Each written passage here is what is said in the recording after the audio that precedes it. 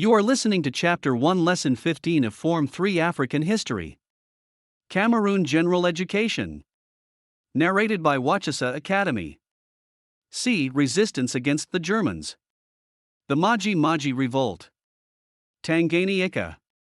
Hatred for forced labor to work in colonial projects like railways, plantations, etc. Harassment and harsh conditions of work in colonial projects, such as low wages. Heavy taxes on the natives to this revenue to support colonial projects. The immediate cause was the introduction of the Community Cotton Scheme.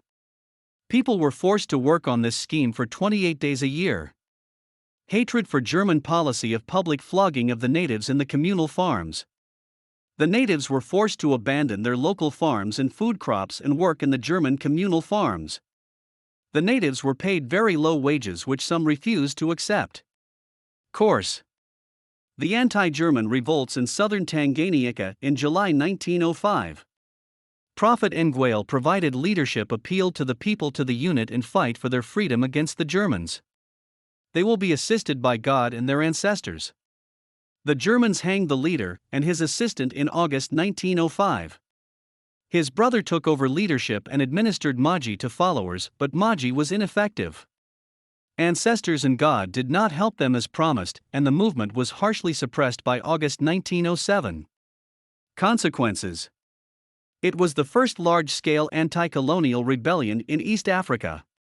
The mass movement of the peasants against the German colonial exploitation threatened and disrupted the German colonial regime. It forced the Germans to moderate their communal cotton scheme.